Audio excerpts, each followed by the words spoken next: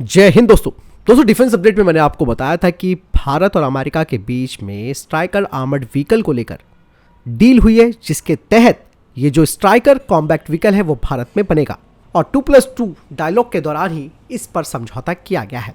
अब यहां पर एक बात आती है कि आखिर ये जो स्ट्राइकर कॉम्बैक्ट व्हीकल है उसकी क्या स्पेसिफिकेशंस है, क्यों इसको इतना ताकतवर माना जाता है। दोस्तों, स्ट्राइकर कॉम्बैक्ट व्हीकल जो कि 8 व्हील्ड यानी कि 8 पहियों वाला एक आर्मर्ड व्हीकल है, इसका इस्तेमाल दोस्तों पैदल सैनिकों को युद्ध के क्षेत्र में पहुंचाने और घायल सैनिकों को वापस निकालने के लिए किया जाता है। अगर बात करें कि स्ट्राइकर आर्मर्ड व्हीकल की कीमत की, तो बता दें कि 2012 में एक स्ट्राइकर आर्मर्ड व्हीकल की जो कुल लागत थी वो 4.9 मिलियन के आसपास थी और वर्तमान के हिसाब से देखा जाए तो उसकी कीमत लगभग अब 2 गुना हो सकती है। दोस्तों, यहाँ पर एक बात और है, स्ट्राइकर कैसे टैंक और दूसरे आर्मर्ड व्हीकल से अलग है। आपको मैं बता दूं कि स्ट्राइकर कॉम्बैक्ट व्हीकल जो आज के टैंक और बख्तरबंद वाहन है उनकी तुलना में काफ़ी अलग है, क्योंकि ये काफ़ी हल्का और मजबूत वाहन माना जाता है।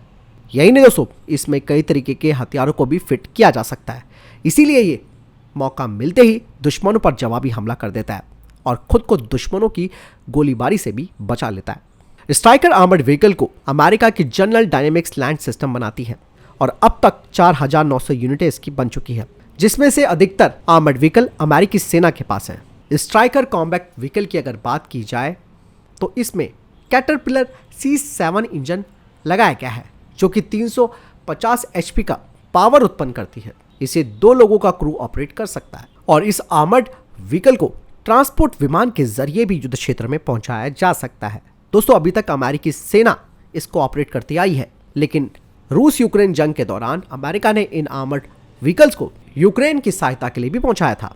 अगर बात करें इस आर्मर्ड व्हीकल में लगे हथियारों की, तो इसमें 0.50 कैलिबर की M2 मशीन गन या फिर 40 mm का MK19 ग्रेनेड लॉन्चर भी लगा है, जो एक RWS यानी कि प्रोटेक्टर रिमोट हथियार स्टेशन से कनेक्ट रहता है। और इस वाहन को दोस्तों 4 व्हील ड्राइव और ऑल व्हील ड्राइव में भी बदला जा सकता है और ये वाहन पहाड़ी, दलदली, मैदानी और रेतीली समेत किसी भी तरीके की जमीन पर आसानी से ऑपरेट किया जा सकता है। स्ट्राइकर आर्मर्ड व्हीकल दोस्तों, इसकी ऑपरेशनल रेंज की अगर बात की जाए तो करीबन 500 किलोमीटर तक है।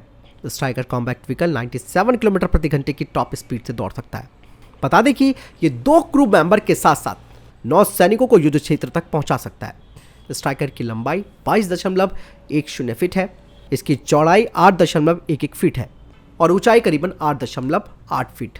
बात साफ हो जाती है कि फिलहाल इनका उत्पादन भारत में किया जाएगा और भारतीय पैदल सैनिकों को भी इस तरीके के वाहन मिलेंगे। हालांकि दोस्तों, भारत खुद अपने स्वदेशी आर्मर्ड व्हीकल्स को तैयार कर रहा है, जिनमें से कईयों को तो शामिल भी किया जा चुका है, जिसमें कि टाटा वैब भी शामिल है, इसके अलावा कल्याणी M4 और भी कई सारी चीजें। लेकिन दोस्तों, अब कई लोगों के मन में ये सवाल आता होगा कि भारत अमेरिका के स्ट्राइकर को क्यों ले रहा है, जबकि भारत के पास ये खुद की क्षमता भी है इस तरीके के वाहनों को बनाने की। दोस्तों, यहाँ पर सबसे बड़ी बात क्या है, टेक्नोलॉजी। अमेरिकी टेक्नोलॉजी जानी मानी टेक्नोलॉजी है, ये टेक्नोलॉजी भारत को मिलेगी स्ट्राइकर के साथ।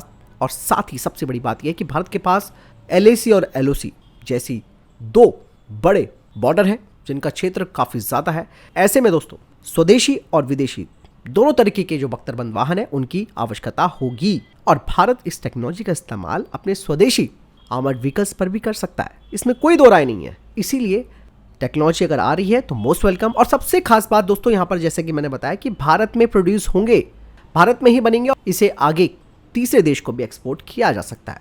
फिलहाल आपको क्या लगता है इस बारे में कमेंट सेक्शन में लिखकर जरूर बताएगा। जय हिंद, वंदे मातरम।